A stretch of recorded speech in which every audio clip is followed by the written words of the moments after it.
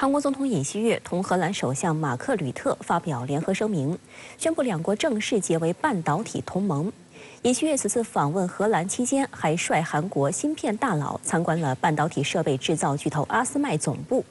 韩荷半导体同盟被视作韩国出于政治考量向西方国家靠拢的举动，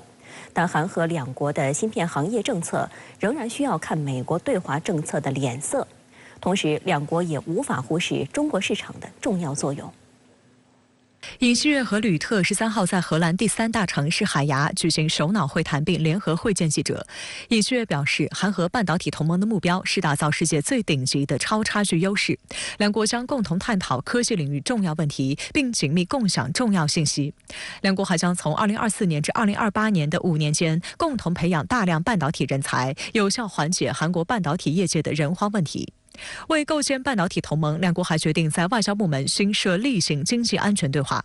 值得一提的是，两国产业部门还决定另设半导体对话机构，以协调半导体政策。同时，两国还将建立以核心材料供应链合作谅解备忘录为基础的供应链协议体。此前一天，尹锡悦还访问了荷兰半导体设备制造商阿斯麦总部，三星电子会长李在镕、SK 集团会长崔泰元一同参观了相关设施。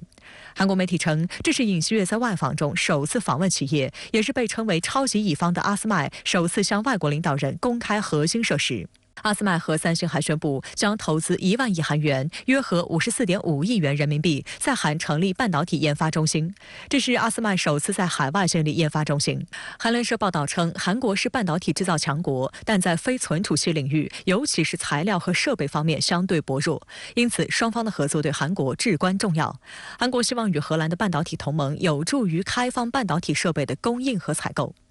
韩荷半导体同盟也将聚焦尖端芯片制造技术，而在这一领域，韩国企业的最大对手，外界普遍认为是中国台湾地区的台积电。台积电近期称有望在2025年量产2纳米芯片，这无疑给聚焦芯片制造的三星带去了压力。韩国亚洲日报报道，三星去年开始量产3纳米芯片，但三星的3纳米芯片良率仅为60%，远低于客户期待值。韩国 SBS 电视台报道称，韩国想利用美国主导的所谓先进技术供应链，抓住荷兰，获得稳定供应，并提高韩国半导体设备的自主生产能力。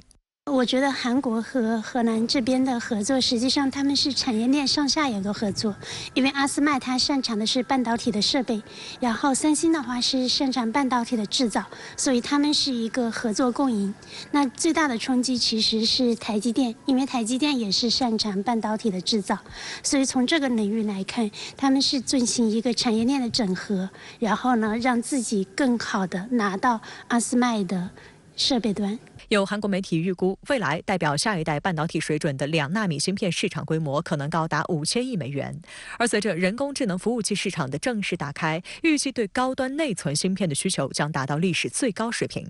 尽管对产业未来有美好的愿景，但韩国芯片产业仍被美国的政策捆住了手脚。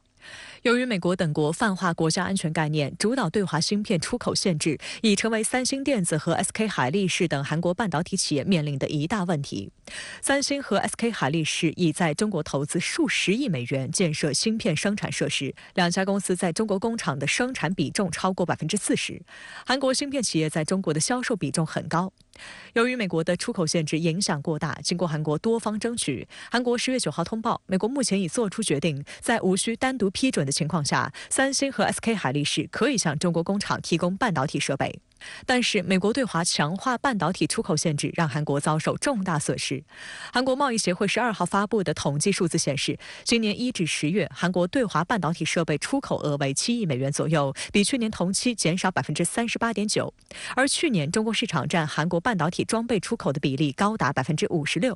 韩国韩民族日报14号的社论就表示，美国拜登政府就任后就一直在把韩国、台湾地区半导体企业、荷兰设备、日本材料、零部件等捆绑在一起，组成半导体同盟格局来牵制中国大陆。韩国和荷兰已经在美国的半导体同盟的框架内开展合作，以这种方式强调韩国荷兰半导体同盟可能有利于国内公关。但这是在再次刺激中国，对国家利益有什么帮助就不得而知了。他们实际上是进行产业链的整合，为什么不是跟美国进行靠拢呢？因为韩国这边一直是对于美国所谓的对华出口管制以及系列的措施是持一个相对稳健和保守的态度。中国是韩国最大的海外市场，所以韩国不希望过多的跟美国靠拢，韩国更多的是希望我把产业链上的资源进行有效的整合，然后从设备端拿到最先进的设备，来强化我的制造能力，增加我